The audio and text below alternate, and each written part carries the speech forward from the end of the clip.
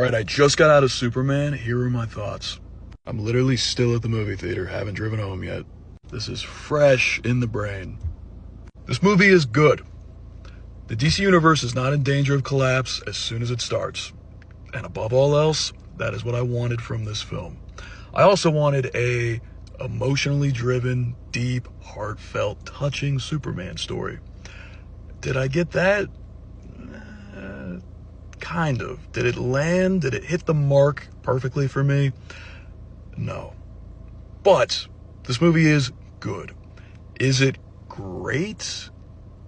Not in my opinion. Now, I know this is just Superman. This is a comic book movie. This is not The Godfather, obviously. This is a very comic booky movie. And for a long time, that was what I was the most excited about this film. Was like, wow, they're really going there. They got Guy Gardner. They got Metamorpho, Mr. Terrific. This is going to be sick. There's a lot of good things to say about those characters. But they actually, in my opinion, go too far with the comic bookiness. You could say there's no such thing. It feels like there is. And it feels like they went there when there are many just giant monsters attacking Metropolis. When you say the word pocket universe like 48 times, when you're going through a proton river for like 6 or 7 minutes, James Gunn or someone who described this said it feels like an episode of the DC animated show, and I agree. It feels like an episode. It kind of feels like a story that wasn't entirely worth a movie. One of the huge problems for me was Lex's motivations seemed really confusing and didn't make sense. It's like, if this guy is capable of creating a pocket universe and doing all this insane stuff within it, clearly he's one of the smartest people in the world, along with Mr. Terrific in this world. Why does he care that much about Bravia? Why does he care that much about being the king of a tiny, teeny, tiny little country? And then he says at the end, my true motivation was just to kill you. But I'm sitting there the entire movie going, this doesn't really make sense. And to find out his motivation so late in the very end of the third act, it just didn't work, because I wasn't convinced the entire time I was watching him do all this. Like, he's doing all this just to be king of a tiny little desert country when he can create a pocket universe. He could rule over the whole planet. It didn't seem ambitious enough at all for me. And that said, I have a lot to compare this to because I'm a massive DC fan. My Lex Luthor is a lot more masculine, and this Lex Luthor is a lot more witty, but weak. I didn't love it. I didn't love Nicholas Hoult.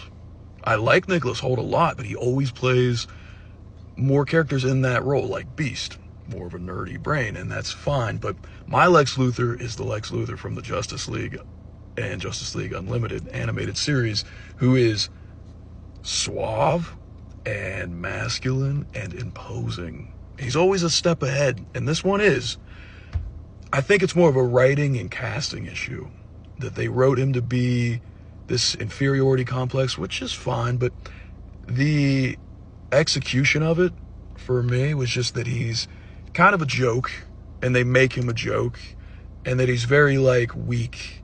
And also a lot of what he says is like someone trying to act like they're smart. He says things that someone who's trying to prove to people that he's smart and act like he's smart would say, rather than things someone who's actually a genius would say. But he is actually a genius. So yeah, one of my main issues is Lex, his motivation, his casting, meh. That said, David Cornsweet's great.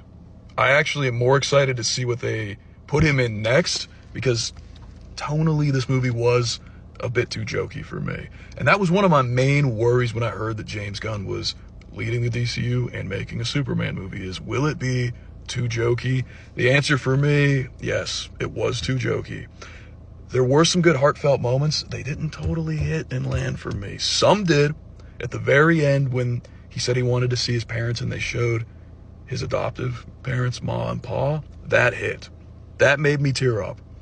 That was a good ending, but a lot of things were undercut by jokes that also didn't land, and that's just the worst. And you know, James Gunn projects don't usually do that for me. I usually have found the Guardians very funny, and even the Suicide Squad. But yeah, there was just some stuff where they undercut a serious moment for a joke that didn't land.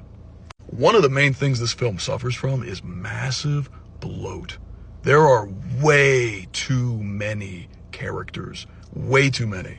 And they all get a significant amount of screen time. And I get we're trying to establish this huge universe, but some of these characters were not necessary. I mean, I could go through and name every character that has like more than 10 lines in this film, and there's a lot.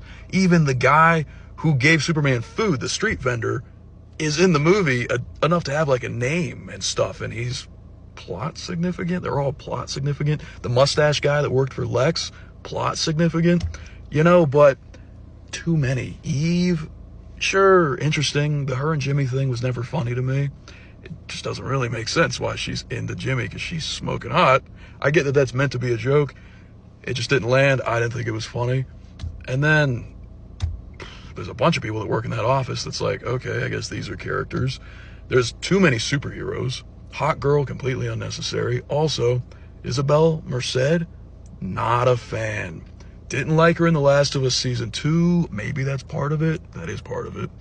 But also, completely wrong build. She's like 5 feet tall, and she's supposed to be this super tough, imposing Hawk girl, which Hawk Girl is built like Wonder Woman. In the comics, in the cartoon. Not this chick. This is a torta, right? You slap another 40 pounds, 30 pounds on her, she's a torta. So yeah, she's very miscast. I'll tell you who's not. Guy Gardner. Nathan Fillion crushes it. I kept wanting more of him. When just Mr. Terrific went with Lois to the Pocket Universe, I was like, God, I hope they show more Guy. Mr. Terrific is very good also. I was skeptical about this guy. I was like, he's not big enough, he's not buff enough to be a superhero. But I get it. He just fights with his with his brains, which that's another theme of the film, the bronze and brains thing, and they outright say that. He was good. Mr. Terrific, very good. But Guy Gardner was great. Nathan Fillion's an amazing actor, and he's perfect for that role. And he's just very charismatic, and he's very funny. Metamorpho was fine. He can be more not as masculine, not as imposing of a personality. That's fine, because he's a weird guy. I don't mind that. But with Lex, that's not the Lex I want. I want that Lex who's just this masculine, like, super genius force that becomes the president, not this guy who's breaking down and crying. And I don't mean that in too brash of a way, but, like, they did kind of make him a joke. They did kind of make him weak. Meh. I've already said it, but wasn't crazy about that. And a lot of it just got too comic booky. Too many characters. There's also Ultraman, the engineer, Crypto, who's in it. Too much Crypto. Way too much. I like Crypto. I like that he shows up to save Superman in the Ultraman fight. That's fine.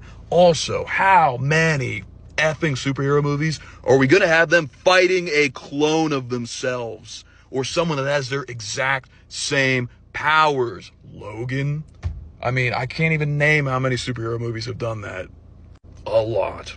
Too many. It's a trope that I have many times pointed out as being just lazy and not that entertaining for me. And maybe that's what Ultraman is. He's supposed to be Superman from another universe. Wrong character to use, in my opinion. But I just think using a duplicate of the hero character, lazy. Even if it's someone with the same powers, even if it's Ant-Man and he has the same powers as Ant-Man, not a fan of it. I think one of the worst sins this movie committed was that I found it boring at times. There are times it's not at all, but there were times where it really felt like it dragged. In the second act especially.